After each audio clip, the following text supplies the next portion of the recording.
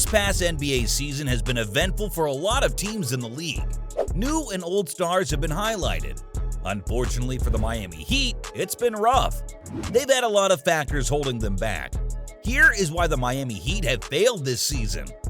The team has struggled significantly, enduring a long stretch of games where they were unable to get 3 consecutive wins.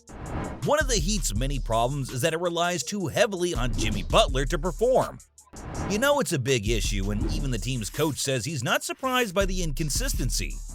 Although he's a 6-time NBA All-Star who came off a great season, he can't be the only strong point of the team. Previously, he averaged 22.9 points a game, 5.9 rebounds, 5.3 assists, and 1.8 steals per contest across 64 games. He also led the team to the NBA playoffs during the 4 seasons he's been with the franchise. They're currently against the Bucks for a spot in the playoffs against the Knicks or the Cavaliers.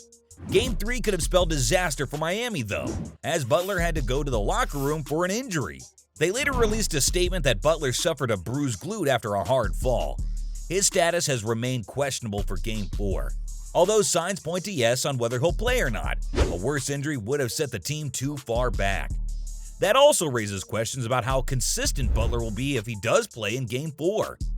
Although a bruised glute isn't too serious or debilitating, his performance may still be hindered by the injury. Whistle, foul, and did he turn his ankle on that? Boy, we hope not. But he's holding his lower right leg. And Butler... While his record indicates he's consistently been a solid player, especially during the playoffs, the team has relied almost entirely on him to score. They'll have to change that if they hope to win the playoffs. Part of the reason the Miami Heat has been struggling lately is the fact that Tyler Herro has been inconsistent. The expectations of him were high after a solid rookie season. It was believed that he would excel and elevate the team, but so far, that hasn't been the case. His numbers were too inconsistent and awful during the team's playoff campaign. After that, rumors began that he would be used as a trading token. Some have said that may be the best use of the player for the team. It would allow them to acquire a better supporting player for Butler and Bam Adebayo. But after Herro broke his hand, that may not be the case anymore. The guard broke his hand while diving for the ball during Game 1 against the Bucks. The injury resulted in him being removed from the game. It was then declared that he would be unable to play for 4 weeks, taking another crucial element away from the team. Recently, he underwent a successful surgery for the injury. It is now expected that he'll be out of the league for 6 weeks instead of 4. This puts a damper on Miami's chances of advancing to the next round of the playoffs. Once he returns, the team will need to reassess if he's worth trading or not. Following that, another player who contributed to the Heat's dismal season is Bam Adebayo. He entered the league as an offensive player that complemented the team's defense.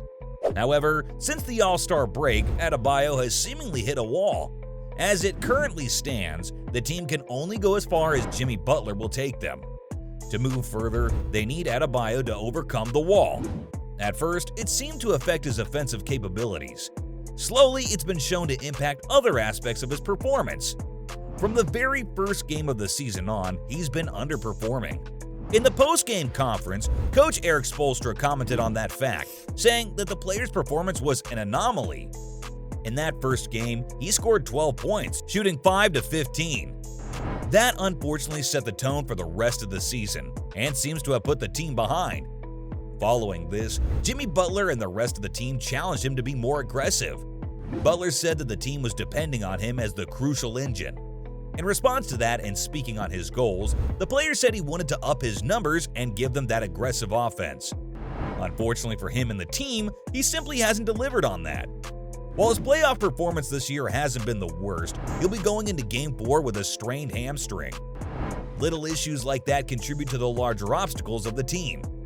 Another significant factor holding the Miami Heat back is their general manager Pat Riley. The manager, whose career in the NBA spans decades, may just not be up to par anymore. Although he's one of the winningest front office leaders in the sport, his recent track record shows issues with his decision-making. He's demonstrated a fixation on acquiring superstar talent. That wouldn't be an issue if he knew how to follow through. Because of that, he has been unable to bring on any other players who can support the team when those superstar deals fail.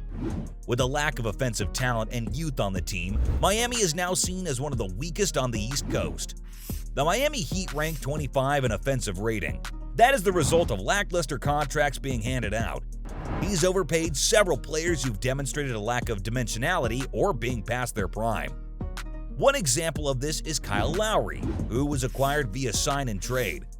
By the end of this 3-year, $85 million contract, he'll be 38 years old. He also has Tyler Hero on a questionable contract. The inconsistent player was given a 4-year, $90 million contract. When his contract starts next season, he'll be the 6th highest paid shooting guard in the NBA. That kind of decision-making just raises questions about where Riley's head is at as a manager. Another factor that some people bring up with Pat Riley is his age. The Heat manager turned 78 this year. In a press conference last year, the manager said he could do more push-ups than any of the reporters there. Other than the media, I'm 77 years old, and right now I can do more push-ups than you can do right now. If you want to go to the mat, let's go. While the energy in conferences is fun to watch, he's demonstrated issues when time is of the essence. The most blatant example of this was him being asleep during the NBA trade deadline. This ended up being a huge loss for the team. Why? Miami had a deal pending with the LA Clippers. The deal involved trading Kyle Lowry and had nearly been finalized. The issue came when reps from LA reached out to confirm the deal, but Riley was asleep at the wheel, literally. According to reports, the manager was resting and could not be reached. That led to the Clippers making other deals, Luke Kennard for Eric Gordon, and trading Reggie Jackson to the Hornets for Mason Plumlee. The deal could have allowed the team to get some much-needed support, but it fell through. Even if the report that he was asleep wasn't true, he still let a potentially crucial deal go to waste. This just demonstrates another root problem that the team will have to resolve, at least if they have any hope of bouncing back from this season. Prior to this season, Miami has always had high expectations. They've been a successful franchise in the past. Due to all these reasons, they came up short this past season. It is making it hard to be a Heat fan. Some have said that Riley should take this time to blow up the team, tearing it down, and just reset with more star power. That's a reasonable idea given that they haven't been able to rebound all season. Their offensive prowess and rebounding ability just leaves too much to be desired. Some view it as a consequence of their Game 7 loss in the Eastern playoffs last year, that the team simply hasn't recovered from that. Whatever the case is, they put up an abysmal season this year. They have some hope for a playoff run, but with injuries hindering their players, it's starting to look like they'll face another slew of losses. Maybe next offseason we'll see some big changes. But this is ultimately why the Miami Heat have failed this season. Thanks for watching, and I'll see you next time.